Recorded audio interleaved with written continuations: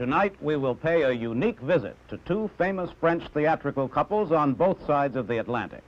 First, we'll call on director Roger Vadim and his actress wife Annette at their home on the Appian Way just outside Rome, and then we'll move to Beverly Hills, California for a visit with the winner of this year's Academy Award, actress Simone Signoret, and her husband, actor and singer Yves Montand. I'm Charles Collingwood. The name of the program is Person to Person. We'll be back in a moment. Person to Person with Charles Collingwood. Brought to you by Carter's Little Pills. 5 New York doctors prove the Carter plan helps break the laxative habit.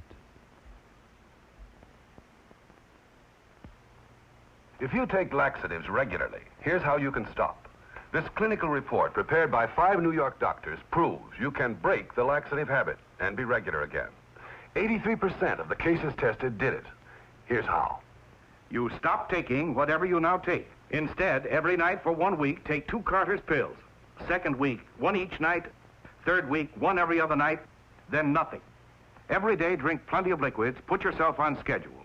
5 New York doctors prove this plan can break the laxative habit. How can Carter's plan help break the laxative habit?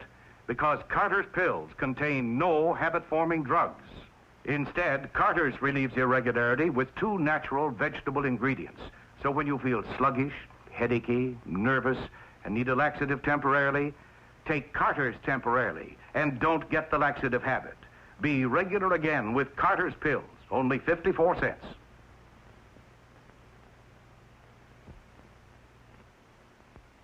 Roger Vadim Plomyanikov and Annette Streuberg are better known to motion picture audiences as director Roger Vadim and actress Annette Vadim. Roger, who was once the director and the husband of Brigitte Bardot, was born in Paris 30 years ago of Russian and French parentage. After his schooling, he worked for a while in motion pictures. He became a news reporter, returned to pictures as a writer, and then made his mark as an outstanding young French director. Annette Vadim was born in Copenhagen in Denmark 24 years ago. She became a top European fashion model, met Roger while she was modeling in Paris, and he developed her into a movie star with her first picture, and it would appear that they have quite a few pictures ahead of them. While they're making a picture in Rome, Roger and Annette Vadim and their daughter are living here on the Via Appia Antica, the old Appian Road. Hello, Roger. Hello. Have you become steeped yet in the history of the Appian Way, or does the future hold more interest for you? Well, future and past, I think, are both interesting when you like life. But I'm especially interested in history, and I must say that in this special place, everything is very old. It has been built about 2 or 3 centuries, 3 centuries and 12 years exactly before Christ. And all the monuments there are Roman tombs. Even under the road there is the old pavement, which is not very good for the cars.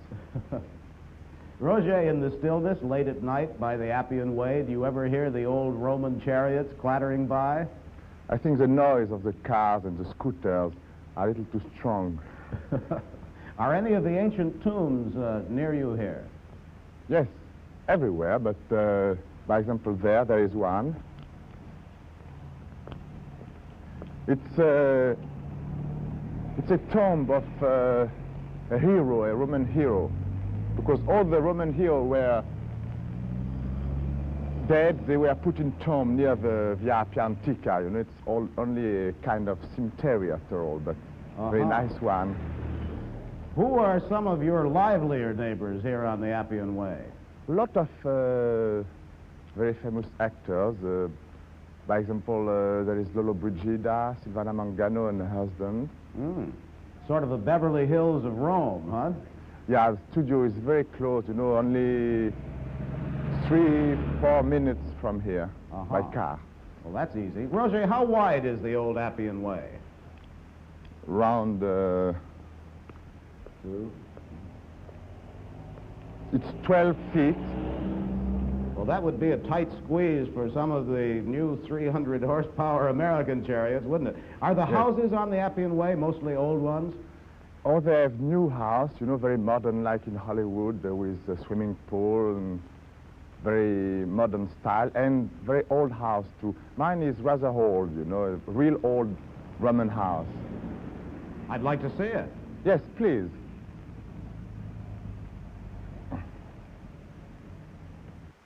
Well, the house certainly looks old, Roger. How old is it? Oh, that is more than 200,000. Well, not 200,000. No. What, I made a about mistake. 2,000? 2,000, yes. Ah. 2,200 years. That's what I wanted to say. Well, that must be one of the oldest houses around. Or rather, yes. Rather, maybe the oldest even. I suppose you've heard it said before that they don't build houses like that anymore. No, but you know, it has this charm too. It's very nice to live inside. Sometimes we have a little domestic trouble, but when the water stops or things like that. But, you know, we have a very modern studio near here, then it's all right. We can wash there. What's it like inside? It's, I will show you, you know. It's very comfortable with a half new, half old, but there is something rather new I will introduce you to. They built a lot of stairs, didn't they? Yes, a little too much. There is a lift, but it doesn't work. Please, if you want to follow me.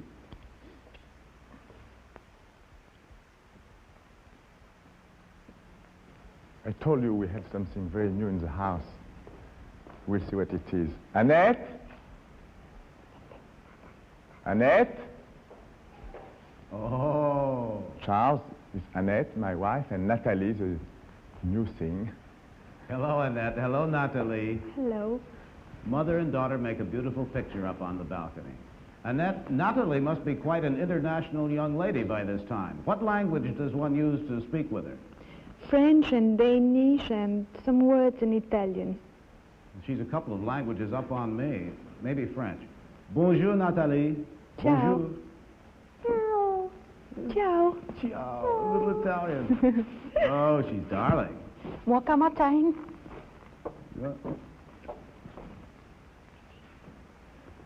Annette, Roger and I saw some of the house from the outside. It looked wonderful. Tell us something about the inside here.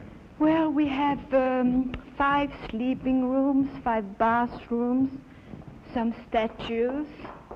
You know, here in this area in Roma, when you make a hole somewhere, you find a statue or piece of stone. I think they found this one in the garden when they tried to put roses in it. They found it in the garden of this house. I think, yes. And here we have a huge painting. This one, I don't know which painter is it. It's not very, very, very interesting, but it's not too bad. I think it's very good. Looks wonderful on the wall there.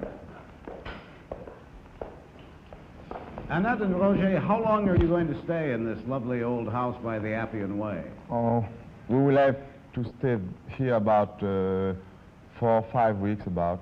We are in this house since 1 month because we are shooting a picture here in Roma. It's called Blood and Roses. It's a funny story. And Annette worked with me in this picture. And that's in it. Oh, good. Well, Roger Vadim has quite a reputation for discovering young actresses, molding them into stars. Do you go along, Roger, with the old theory that women are the weaker sex? Yes and no. It's a little subtle to say. I think that on the social level, women are not as free as men are, even if it seems to be. For example, if a man has a lot of adventure, a lot of success, it's always very good for him. People like that, and it even does some good publicity for him. When same thing happens with a woman, you know, it's not so good for her publicity. Then I think that she is not able to be as free as a man on the society. Then they have their own way to make a slave out of their master, which are the men, and in this way they are much stronger than the men because they have their little tricks. Then on the sentimental and sexual level, they know very well how to be the master. And I see, in this way, women are the stronger sex. Now, what do you think about that, Annette? Well, you know. You don't think Roger's right? Yes, I do, yes. Tell me, right. Annette, when you and Roger are working on a picture together, as you are now, do you ever have any serious disagreements between actress and director on the set? No, not yet. Because I'm so nice, we can't have, you know. Oh. No. And when you're relaxing at home alone, can you forget that you're an actress and Roger's a director, or do you find yourselves talking about movies and shop and things like that? No, never. And the matter of fact, I have to read about it in the newspaper, what he's going to do next, you know. Yes. And you like that? No, I don't. Roger, have you ever made a picture in America? Yes, I'm going to, after this one, I'm going to go to the state, to Hollywood, to make a picture. Oh, good. It's Paramount. I will do even several pictures there, 3 at least. Oh, good. Have you worked with many American actors? Not yet, but I have a lot of very good friends. Some of them are actors. I mean, some good American friends. My best friend in the state at the moment is Marlon Brando. I met him in Paris. Oh, it was a long time ago, about 10 years ago, before even he was a star. Never did any picture at this time. Won't I tell you the way I met him? Yes, how did you meet him? It was a very nice spring day, I think, in Paris, and I was with a friend, and at the terrace of a cafe we saw a very funny and charming boy with his feet on the table, which is maybe usual in the States, but not so usual in France. And we thought it was very nice and very funny. He took off his shoes and seems to be so happy to have his foot free. We sat next to him. We started to speak with him, and we thought he was a very interesting and funny character. It was Marlon Brando. At this time, he was alone in Paris, and living in a very little room. Then we gave him a room in our flat, and we lived together for 1 year in Paris. Then every time I go to the States, I have a very good friend there now. Well, I should think so. Did you ever think of acting? Yes, I was even 12 years ago an actor, but not for a very long time. I don't like that at all. You prefer being a director? Yes, it's much more interesting. You know, I need to be free when I work, and I don't want that anyone tells me what I have to do. It's much better to be in the position of telling them what they have to do, yeah. Huh? Always. I think the secret to be happy in the life. Roger, you've made a great reputation as an expert on women in the theater, of course. Now, in your opinion, what is it that makes a woman interesting? Well, I think the most important thing is that she's beautiful, but she doesn't know it. Well, now, that's an interesting point of view, but how are you going to keep the news from Annette? Well, we will see that later on. Annette, thank you so much for letting us come and visit you. Thank you, Roger. Thank you. Showing Thanks us to old you. Rome in the Appian Way. Goodbye. Goodbye. Goodbye. In just a moment, we'll go to Beverly Hills, California, for a visit with Simone Signoret and Yves Montand. But first, a word from our sponsor. Are you stuck? Are you stuck with a sticky roll-on deodorant that leaves a sticky mess on your skin? You need the first non-sticky roll-on deodorant, Arid Whirlin. Make this cotton test. Place some cotton on an ordinary roll-on and Arid Whirlin. In minutes, see the difference. The cotton sticks to the ordinary roll-on, does not stick to Arid Whirlin. Proof, Arid Whirlin is the first non-sticky deodorant. And here's why you're stuck 4 ways with a sticky roll-on. 1, that sticky mess stays on top of the skin. It can't get in where odors begin. 2, it feels so messy. 3, it can rub off on clothes. 4, it can be washed off by your own perspiration.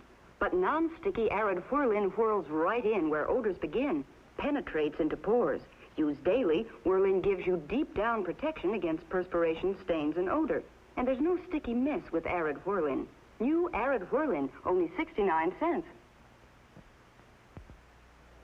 Actress Simone Signoret and her husband, actor and singer Yves Montand, both had established reputations throughout the other parts of the world before they became overnight sensations in America this past year.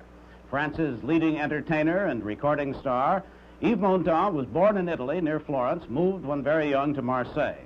Although he made his initial reputation as a singer, Yves has become widely recognized as an actor. Currently, he's co-starring with Marilyn Monroe in the soon-to-be-released 20th Century Fox picture, Let's Make Love. Simone Signoret was born in Germany of French parents. She grew up in Paris, got her first acting job as a film extra. Simone has long been a star in Europe, although she wasn't as well known in America until her performance in Room at the Top brought her a long list of honors, climaxed by her nomination for the Academy Award. During their stay in the film capital, Simone Signoret and Yves Montand are living at the Beverly Hills Hotel. Their temporary residence is one of the bungalows in the hotel gardens. Hello, Simone. Hello. Hello, Yves. Hello. This looks very pleasant. It's beautiful. Does the setting remind you at all of Paris?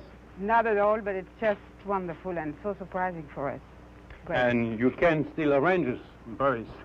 No, you can't. That's very handy, especially for breakfast. Is your bungalow nearby? Just there. Come. Simone, I understand that this is your first trip to America. Yes, Is it at all what you'd expected? it is exactly what we expected, in the sense that we've been trained since we were little kids with the American movies we've seen so often, and it's the first time I think a country looks as much as it looks in the movies. Well, certainly something must have surprised you. What things here most surprised you?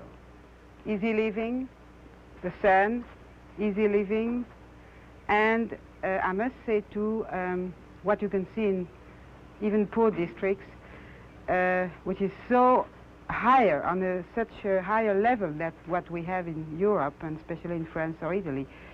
I mean, you know, even in front of poor houses, you've got a car, and in the kitchen, if you can see through the window, you can see a washing machine, and on the roofs, you can see TV antenna, and that's, for us, is Come on. very surprising.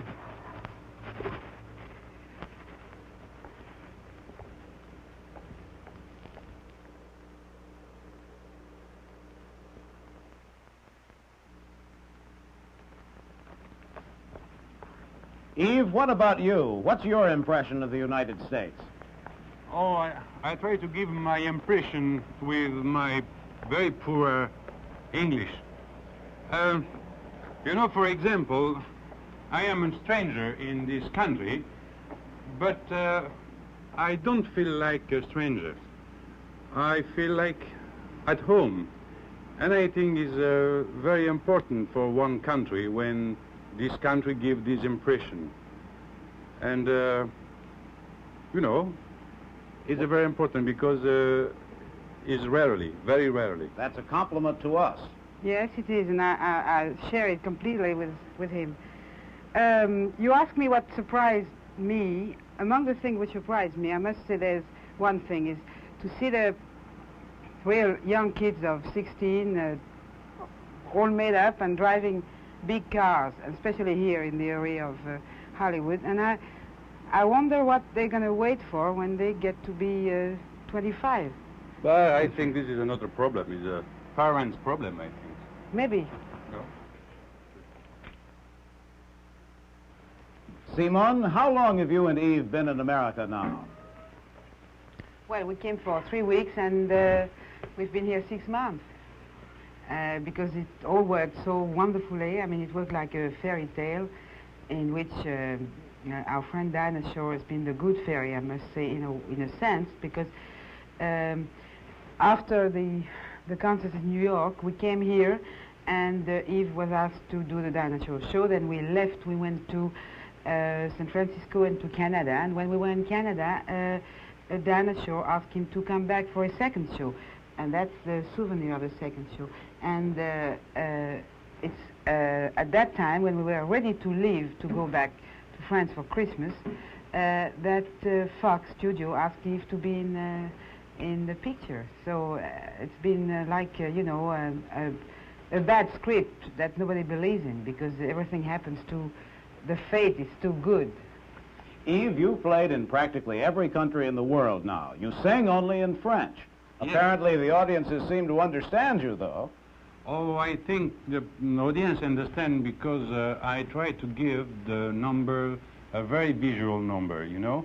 I'm not only a singer.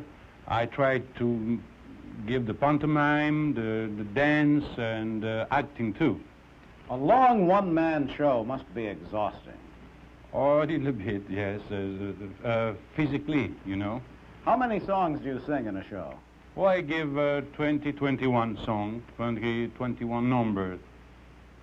What's the difference, Yves, between a French singer and his repertoire and an American singer?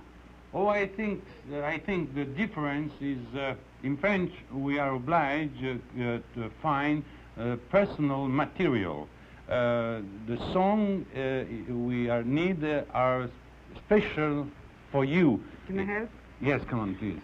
I think it means that in France, when a musical personality wants to start to impose himself, he has to have complete new material, songs written for him who is the only one to sing, you know, because, for instance, if somebody else would sing it, they would think of him, and it wouldn't be good for nobody. Instead of singing old standbys, hmm? Yeah.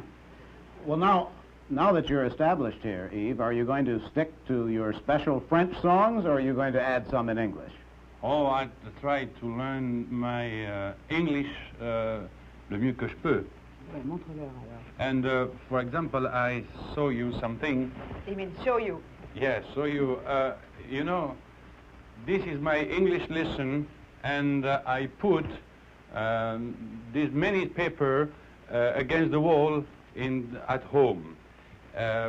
Because the problem I have is I need to learn my English line for the picture I make with Marilyn Monroe. I think only about this, and this is dangerous too because I need to learn the English grammatical, you know, but I don't have time for this for the moment. Well, you've made a lot of progress.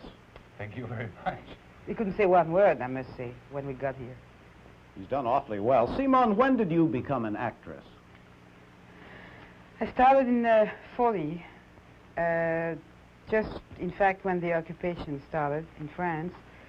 The occupation period, which incidentally was a horrible period, full of death and fright and horrors, but in the meantime has been for people of my generation in a way wonderful on referring to the problems of friendship and sharing things, and you know, we were so unhappy. We had to feel we could stick together, and in fact the friendships which have been built during this period are the most solid and the most wonderful I ever had in my life. Well, that's something else. I started to be an actress in this period because, well, thank you.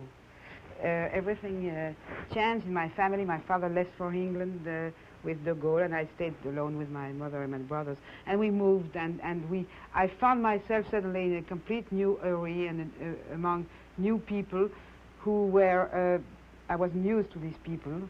And before that I was ashamed to say I wanted to be an actress because I thought it was ridiculous. Then suddenly I found out that the new people I was coming across were very proud of being painters, though they weren't selling many paintings, or writers, though they were not even published, or actors, though they were not acting very often. You know what? I speak you a lot. Speak English very well. No. Thank you very much. I thought he was going to speak too much, because that's what generally say. No. Okay. Yes, sorry. Yves, how about you? When did you begin? Did you begin performing in Marseille when you were very young? Oh, yes, because I started in Marseille in 1938, 39, just to be 1 year before the war, the Second World, and I sing in the little cafe around Marseille, and I start there. I sing the song of Chevalier, of course, because I don't have my special material for beginning. And after I have 1, 2, 3, and so, you know. What else did you do? Oh, before I sing? Well, yes. Well, before I come singer, I make some work. I work in the waterfront. I work in the manufactory. I work in the hairdresser room. Shop, sorry. Because my sister are a hairdresser. Is hairdresser for women, of course. And in this place, I learned very much about the women. I'll bet you did. You know what? I tell you why. Because the women, when they are in the hairdresser shop or beside the doctor, they speak very much. What he means that they speak as much with the hairdresser that they would speak to their doctor. They feel comfortable. Yes, because you touch your head and she comes relaxed and she speaks. And she speaks. Yes, she speaks. Of course, 3-person, 3S, 3-person, yeah. And she speaks much, and you know, I learned very much about it. I'll bet you learned a lot. Simone, did you know that Room at the Top was going to be as successful as it has been? No, we didn't know it. We loved it. We loved making it. We were very proud of it. We thought we would like it. Some of our friends would like it. But we never expected such a tremendous success. I must say it's been a big surprise and a wonderful thing for people who work together so well in such an enchanting, funny way, because we were joking all the time and having a lot of fun. That's another wonderful success story. Well, now that you've come to this country, I hope that you'll be back with us often again. And thank you for letting us come and visit you today. Goodbye. Goodbye. We'll be back to tell you about next week's guests in just a moment. But first, a word from our alternate sponsor. Allstate, the company that cuts the red tape and high cost out of insurance, presents Ed Reimers. Tonight, let's talk about collision insurance. Just for a minute, put yourself in this picture. I'm afraid that'll cost you $300. $300? Fact is, plenty of repair bills can set you back a lot more than the cost of adding collision insurance to your policy. Just ask yourself a few questions. Like, who will pay for the damage to your car if you have an accident and it's your fault? Who will pay when you hit something because of a blowout? Or who pays when somebody hits your parked car and keeps right on going? The answer to all these questions, Allstate will help pay if you carry collision insurance. Why not ask an Allstate agent about it tomorrow? You'll find Allstate's low rates make it a lot easier to afford, and you'll find, too, you're in good hands with Allstate.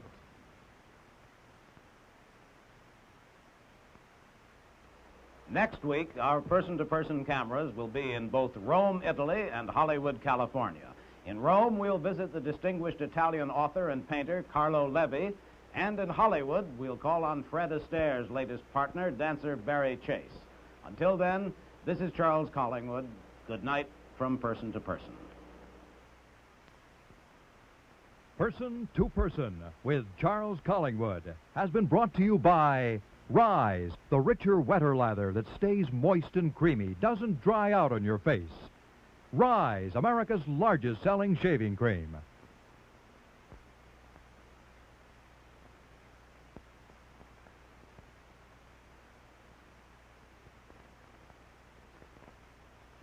This is Charles Collingwood.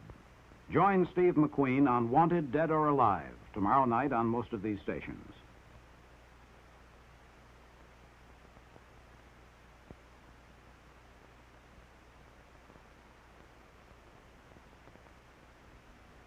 The preceding program was pre-recorded. The production of Person to Person has involved advanced planning with the guests as to what to show and what to discuss.